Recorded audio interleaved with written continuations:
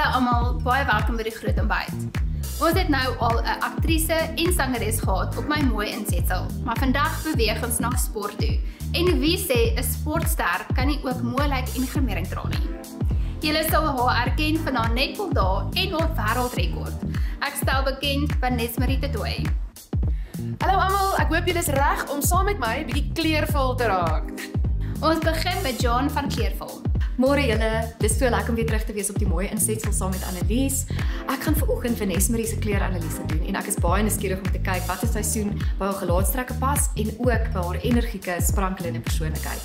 Ek voel dit laat jou features baie hard lyk en ek voel dit gooi skaduwees op jou gesig. Dis asof dit nie pinpoint na al die pragtige features wat jy het. Hierso voel ek van die goud tot by jou gesig het ons 'n baie mooi prentjie, lyk soos 'n perfekte kunswerk. Ek dink ook so.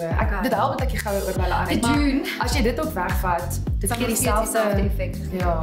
Ek dra net goue juwele. Ek het glad nie silwer juwele nie. Dit is net ook hoe goud my maak voel. Ja. Goud maak my voel. Hoe kan ek sê goud is eerste plek? Ja. So as ons nou van deep winter gaan na helder lente toe. Voel my oë baie gelukkig. Ja, myne ook. My oë voel baie gelukkig. Ja. So ek voel die helderheid van jou persoonlikheid en jou complexion. Dis asof daar pile gewys word na jou brightness toe. Jou complexion letterlik glow. Ek gaan jou nou stuur na Annelies, dan gaan sy vir jou make-up aansit in jou seisoen, dat jy sommer weet hoe kan jy lekker speel met make-up om jou gelaatstrekke beste na vore te bring. Ja, ek doen dit. Vanessa Marie se Bright Spring pas verseker by haar persoonlikheid en daarom gaan ek haar grimering helder en vriendelik hou.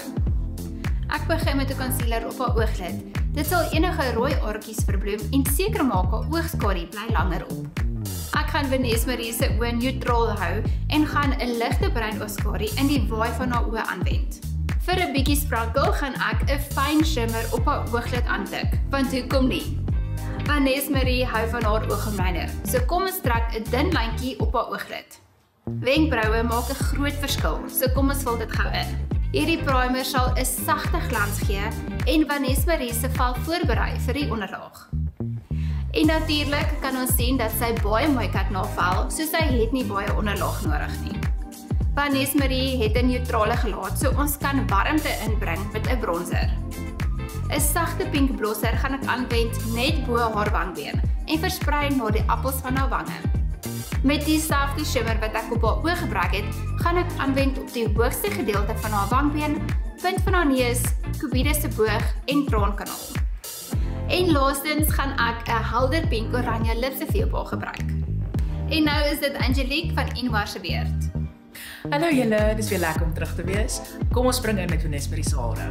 So met Vanessa Marie het ons vandag weggebly van lang reguit hare omrede sy 'n vierhoekige gesigvorm het.